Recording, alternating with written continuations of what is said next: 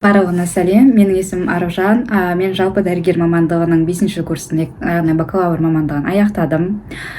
Бүгін мен бакалаврдан кейін қайда жұмыс жасауға болады, немесе бакалаврдан кейін 5-ші жалпы медицина мамандығынан кейін не істеуге болады деген сұрақтарға жауап беретін боламын. Бакалавр мамандығын алу үшін 5-ші курстан кейін мемлекеттік емтихан тапсырады. Мемлекеттік емтихан 2 этаптан тұрады 5-ші курстан кейін.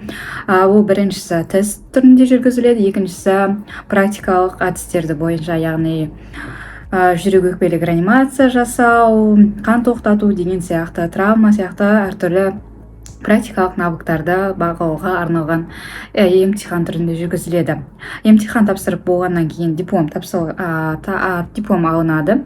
Диплом алып болғаннан кейін қайда барса болады? 5-ші курсты бітірген студент. 5-ші курсты бітіргеннен соң жалпы медицинада 2 жыл интернатура бар. Интернатура мамандығы госэкзаменнің нәтижелері бойынша өткізілетін болады автоматты түрде. Ал 5-ші курстан кейін колледждерде мұғалім болып жұмыс жасауға болады. Бірақтан көптеген колледждер студенттерді алғысы келмейді. Және де келесі ол медсестра, медбрат, фельдшер болып жұмыс жасауға болады жарты ставкамен.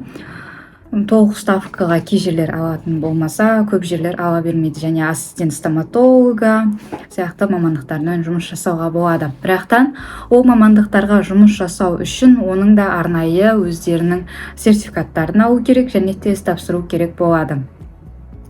Яғни диплом алып болғаннан кейін 5-ші курстың студенті ұлттық тестілеу орталығында егерде мен медсестраның сертификатын алдым, медсестраның сертификатына арналған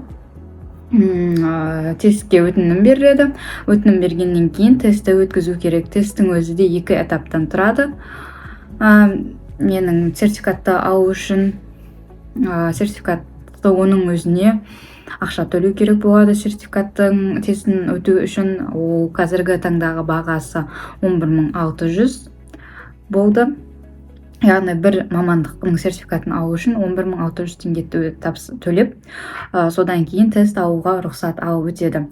Егерде кейбір адамдар бір мамандықтың сертификатын емес, медсестраның, фельдшердің сияқты сертификаттарын алатын болса, оның әрқайсына бөлек-бөлек төлейді. Және қазіргі соңғы өзгерген жаңалықтар бойынша фельдшер мамандығының сертификатын алу үшін тағы да 120 сағат қателеспесем немесе 56 сағат көлемінде арнайы оқытатын жерлерде білім алып оқып алуы керек. Соны оқып болғаннан кейін ғана фельдшер мамандығының сертификатын алады. Одан кейін жұмыс жасауға болады. Фельдшер мамандығымен скорыйда жұмыс жасауға болады.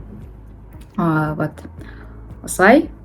Яғни 5-ші курсты бітірген студент толық дәрігер болып саналмайды. Тек қана бакалавр мамандығын алады. Денсаулық сақтау мамандығы бойынша қателеспесем. Сол себепті де тек медсестра сол сияқты жұмыс жасай алады. Өкінішті жағдай, көптеген жұмыс орындары, больницалар, емтиханалар студенттерді көп ала бергісі келмейді, сабағы бар деп. Яғни, егерде медицинаға түскен болсаңыздар, бірнеше уақыт бойы стипендиямен ғана өмір сүруге тура келеді. Қосымша басқа да көп табыс көздерін ойлап таппасаңыздар, ауруханаларда жұмыс жасау кішкене қиындау. Тағы да жұмыс жасауға болатын орын ол аптекаларда жұмыс жасауға болады. Түнгі кезекшіліктерде аптекаларда дәрі-дәрмектерді жақсы білуге өте жақсы тәжірибе жинауға мүмкіндік береді. Назарларыңызға рахмет. Тағы да сертификатқа қалай қол документтер тапсыру керектігі бойынша сұрақтарыңыз болса, жауап беруге дайынмын.